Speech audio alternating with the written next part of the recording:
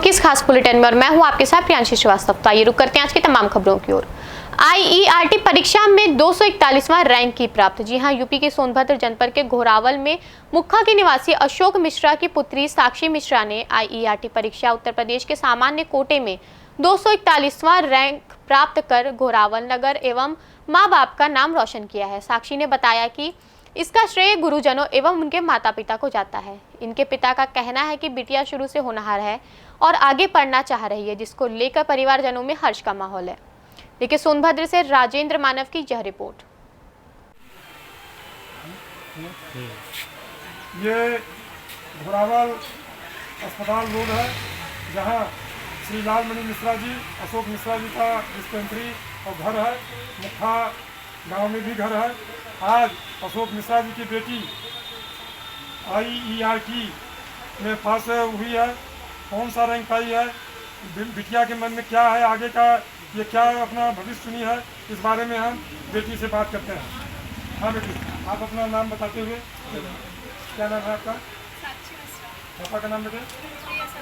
हाँ, तो क्या आप किसमें सोचा मिला है आपको? में कौन सा रैंक पाई है? देखिए सर जी, इसके बाद चला क्या था सोचेंगे बेटे? चला था ना चला था ना ये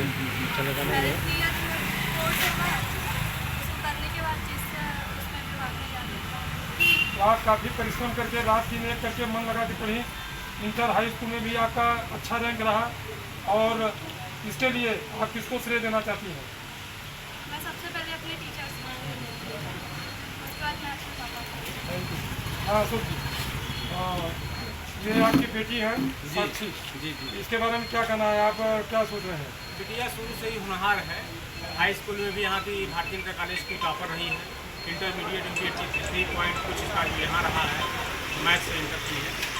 और उसके बाद जो है एकाएक उसका वांट निकला आईईआरटी वाला। तो ये हुआ कि लॉकडाउन में कोई तैयारी की नहीं है, एग्ज़ाम जब दिलाया न जाए, तो ये अपने से ही जो है कि अपने भाई के साथ चली गई वहाँ एग्ज़ाम देने के लिए, और आई तो कल रिजल्ट आया तो उसमें जो है जनरल में 241वां रैंक इसका जो है आया। तो आगे और भी ये तैयारी करना चाहती है, इसका बेस कुछ और भी है। और तत्काल में ये जो है कि वहाँ जा कर के अपना एडमिशन, और 12 को काउंसलिंग है, काउंसलिंग कराने के बाद जो है जो ट्रेड मिलेगा उसी के अनुसार अपना इससे आपको पूरे परिवार में प्रसन्नता है? हाँ इसी तो है। लेकिन बिटिया साक्षी का एक चीज़ कहना था अशोक जी कि बेटी दिवस के अवसर पर ये रैंक पाने पर कम से कम आप गुटखा नशा ये सब छोड़ दें और कम से कम शरीर को बचावें और उम्र को बढ़ावें। धन्यवाद। फास्ट न्यूज इंडिया से राजेंद्र कुमार माने।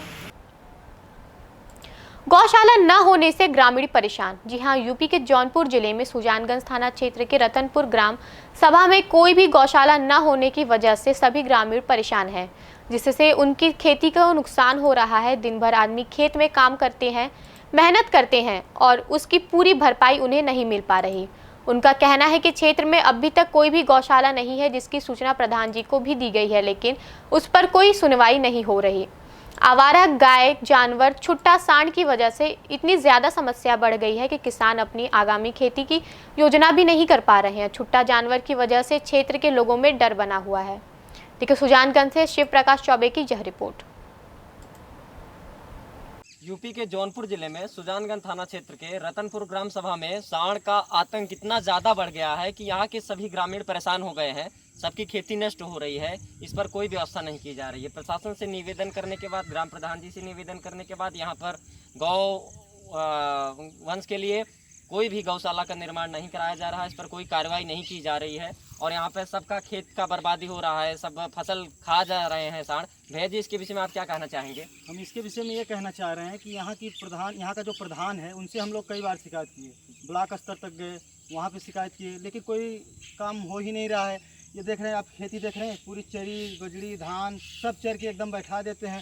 प्रशासन के पास जाओ तो बोलते हैं कि तुम लेके जाओ, वहाँ करो यहाँ करो, लेकिन यहाँ से कोई गौशाला, कितनी बार हम लोग कितने कंप्लेन किए, एक नंबर दिए उस पर कंप्लेन किए, लेकिन कोई प्रशासन द्वारा कोई कार्रवाई ही नहीं हो रही। ये छुट्टू, जितने छुट्टू सांड हैं सबसे ये सब हमारे ग्राम सभा पूरा सभी परेशान हैं, रात दिन परेशान हैं। यहाँ पर भैया जी बता रहे हैं कि उन्होंने प्रशासन से इसकी मांग की थी, लेकिन इस पर कोई सुनवाई नहीं की जा रही। आप यहाँ पर मौके पर देख सकते हैं, इनका पूरा खेत जो है नष्ट हो गया है और पूरी बजड़ी धान की खेती इनकी खा गए हैं, जिससे इनका साल भर का गृहस्थी का सामान का नुकसान हुआ है। दादाजी, इसके विषय में आप क्या कहना चाहेंगे? सांड से तो सभी लोग परेशान हैं। सारा दिन खेत रखाते हैं, फिर भी नहीं बच पाता। इसके साथ साथ बुआई का भी मैटर सबसे बड़ा है। आप इधर दिखा सकते हैं कि कहीं बुआई ही नहीं हुई सांड है के आतंक की वजह से। और रही बात ये कि इसके लिए सारे लोग जिम्मेदार हैं। ग्राम सभा जो प्रधान है, मुखिया जी, वो भी जिम्मेदार हैं। उसके साथ साथ प्रशासन भी जिम्मेदार है। साथ में ब्लॉक स्तर पे जितने लोग हैं वो भी जिम्मेदार हैं। इसके लिए वो जानते भी हैं कि किस तरह से इसकी प्रक्रियाएं हैं, हो भी जाएंगी, लेकिन उन करना नहीं चाहते। उनके मन में ही नहीं है ये सब चीज़ों के लिए कुछ करना। जी धन्यवाद। ये बता रहे हैं कि सांड के आतंक से इतने सहमे हुए हैं लोग यहाँ पर कि अपना अगला खेती नहीं जुताई करवा रहे हैं। आप मौके पर देख सकते हैं यहाँ पे सांडों की संख्या, छुट्टू जानवर की संख्या जो कि बहुत ज़्यादा है, जिससे खेती में और इनके भोजन में, अनाज में कमी आ रही है और जिसकी वजह से लोग खेती कर नहीं पा रहे हैं। धन्यवाद। गदरपुर नगर पालिका व सभासद के विवाद में आया नया मोड़।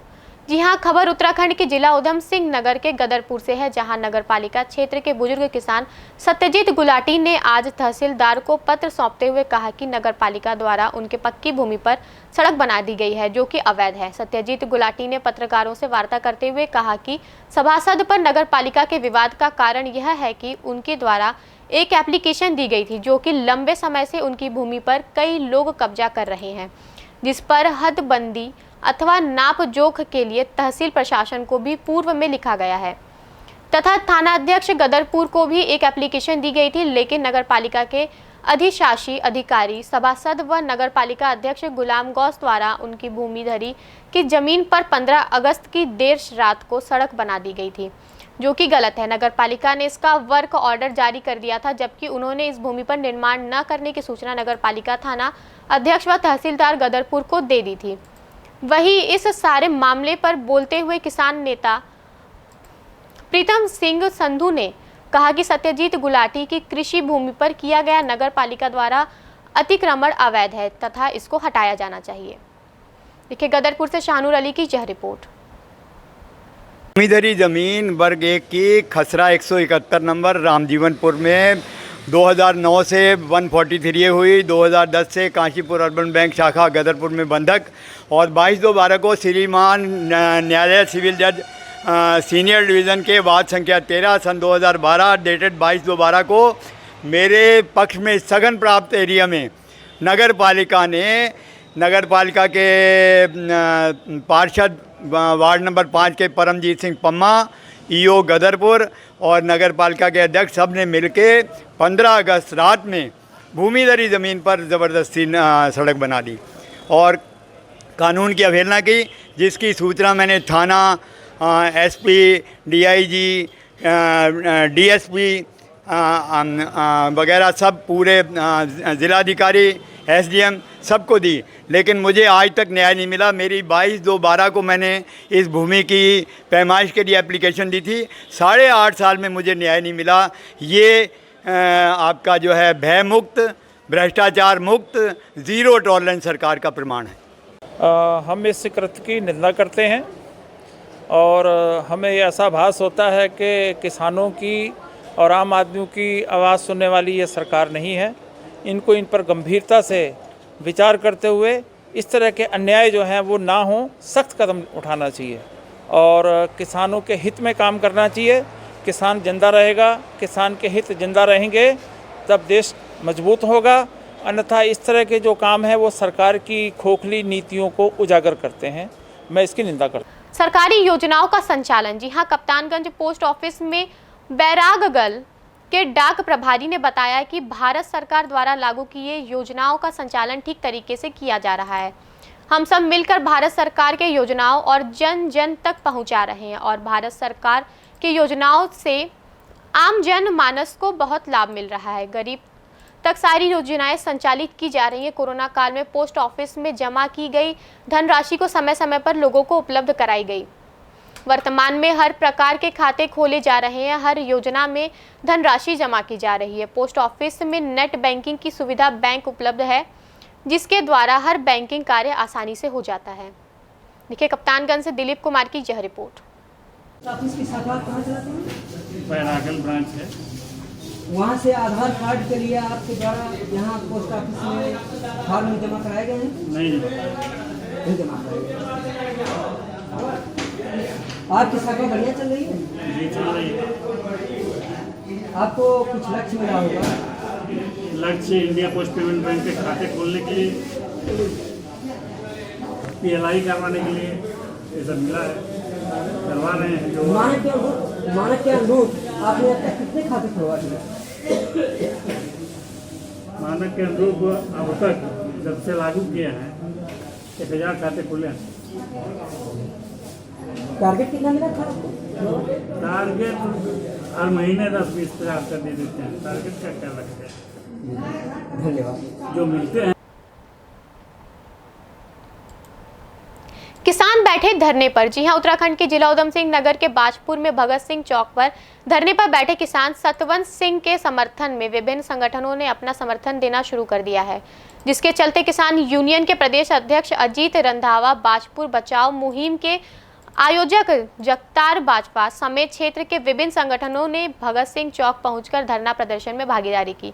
इस दौरान बाजपुर बचाओ मुहिम के संयोजक जगतार बाजपा ने कहा कि सरकार बाजपुर के जनता के साथ खिलवाड़ करने का काम कर रही है। यही कारण है कि 20 गांव की 5,838 एकड़ जमीन का मालिकाना हक देने के लिए सरकार ने अभी तक कोई लिखित आदेश नहीं दिया है, जिससे से साफ प्रतीत होता है कि सरकार की मंशा ठीक नहीं है।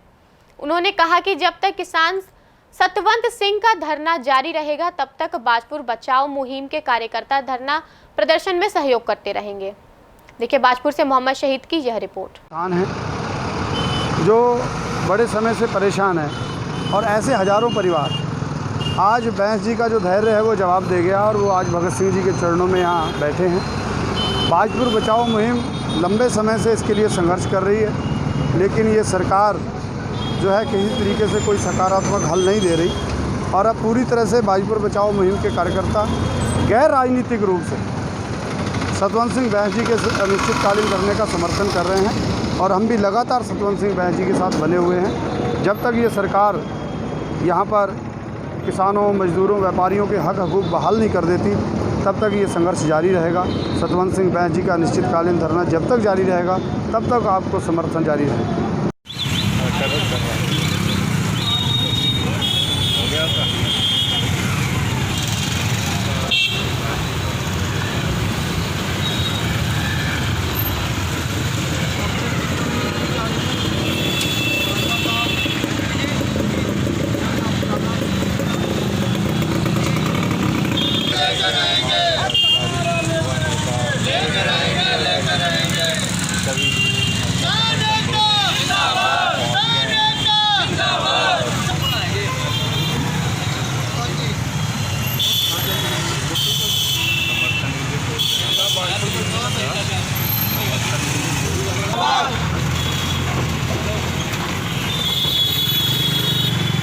सभी बाजूवासियों से अपील है कि अधिक से अधिक संख्या में पहुँचकर सतवंत सिंह बैंस का समर्थन करें।